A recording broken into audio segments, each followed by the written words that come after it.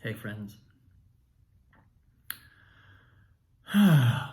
Well, it's day 3 of MacGyver the Musical music rehearsals. Technically, this is band week, but we're already doing some vocals. We're already talking about some scenes. We're getting into it. It's super fun. And so, what showed up for me today when I started thinking about, okay, what, I was headed home and I started to just, I think yesterday's post helped me sort of consciously switch modes. Because yesterday I came home and I was just buzzing with energy. And if you saw my post, then you know that, because clearly that was evident. And I spoke explicitly about what am I bringing into the room? What am I bringing into the process that's new,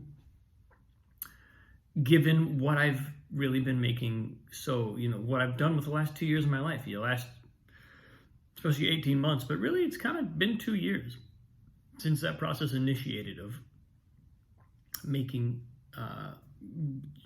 very, very conscious for myself that spiritual practice is kind of the center of everything for me. What am I bringing into the room that's new, right? So on day 3, one of the things that was just interesting to me is, and this is something that I've known about theater for years and years and years, and it's been amply demonstrated in all sorts of different contexts, but there's a thing that occurs, and we notice it.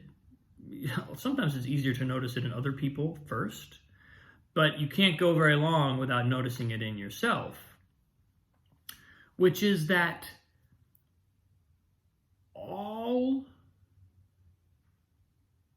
I'm going to call it resistance, but it doesn't even have to necessarily manifest as resistance. It's all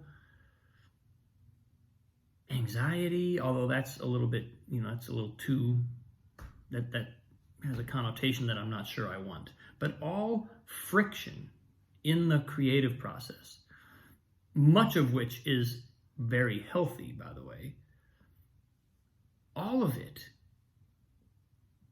is stuff we bring into the room wanting to unearth. Which is counterintuitive, because you would think that you are coming to the creative process to do the creative thing, and that your priority was strictly that. You would think from the way that we, at least if we're sort of not too conscious of our own psyche. And even when we are, it's easy to go into creative situations thinking that we're hitting friction in other people, in the material, in the process, the way the process is structured. That there are all these ways in which we do feel that friction is being imposed on us, or we are being subjected to it. And my experience, not only of the last 2 years, but in the last 2 years, it has become crystal clear that all of that is stuff that we are bringing into the room so that we can experience it, and ultimately so that we can heal it.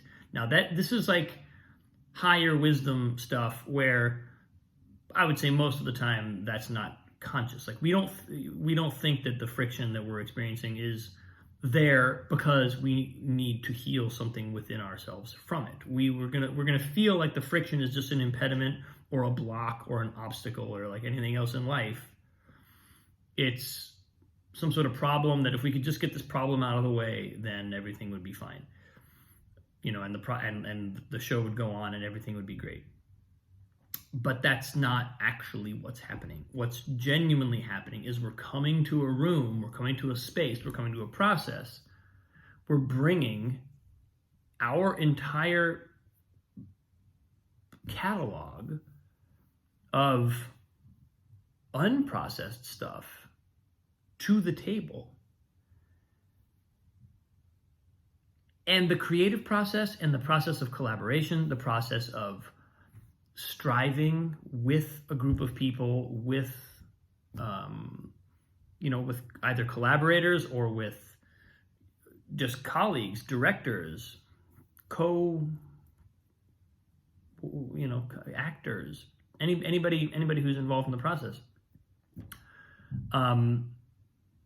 We're actually there to process that, to deal with some of this internal stuff. And so, again, this is kind of like where I think where and why I am so interested in what I call creative spirituality, because for me, creative spirituality means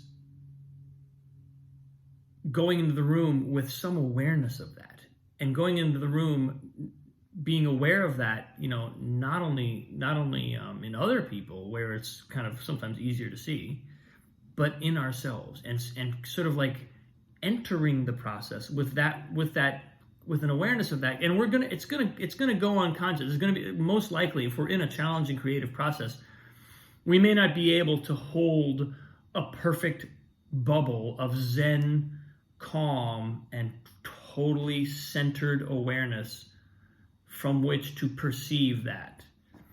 And generally, how we get to that state is by getting through a bunch of this stuff, letting a lot of it go. But there's a kind of there's a fair amount of friction. It's kind of like, I don't know, I feel like it's like a shuttle re-entering from space or something. A lot gets burned off in the process, and then we sort of come to a place of seeing that and of genuinely letting go of some of the resistance within ourselves, and then and then it's like we've come one revolution forward. I've always felt, every time I've done a piece of theater, and especially when I've done a piece of theater that's really challenging, especially when I've done pieces of theater where I'm very much creatively accountable. Which this is the one that I'm on now. I have sort of I'm certainly creatively accountable. I mean, I'm one of the writers, and I'm the arranger, and I'm going to be on stage with the band. I'm going to be music directing and playing. But it's ultimately, I don't have full creative control over the final product, either in the writing. I mean, I do in the performance, I suppose, in a lot of aspects, but not over the writing and creation. So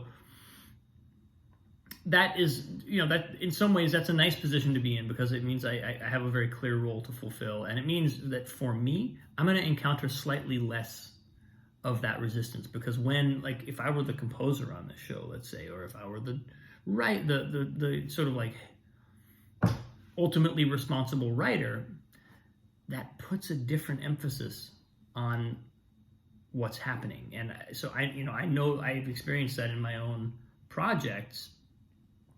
And I've really garnered the process of experiencing in my own projects and witnessing what comes up in me has really taught me respect for the people who are in that position, the people who really are in the position of being the visionaries, being the ultimately responsible artists for what gets made. And that's an eye of the needle. That is trial by fire. That's a big thing. And I think as I enter into this iteration of this project, and I begin to play my role within it, one of the things I'm holding out for myself is, how connected can I remain to that awareness? Not strictly about, the creators, like the composer and the head honcho writer, but how much can I stay in contact with the fact that all of that everything everybody brings into the room is ultimately something that they that they're being given the opportunity to process, and that ultimately is about healing.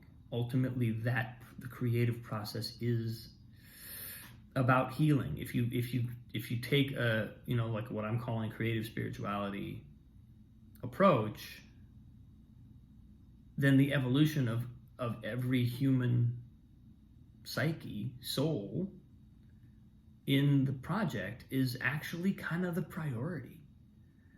And to me, that does not mean that we deprioritize the product, that we say, oh, this is all, like, it becomes art therapy and we just like process our stuff and that what comes out at the end doesn't matter. I actually find that exactly the opposite is true. If we serve the product with everything we have, if we give ourselves, if we give over to, I am in service to this project, to this product, to making the best possible thing, we will get the deepest and most powerful healing experience out of that, because we will be subordinating all of those aspects of ourselves that come into friction in the process to something higher than our own problems.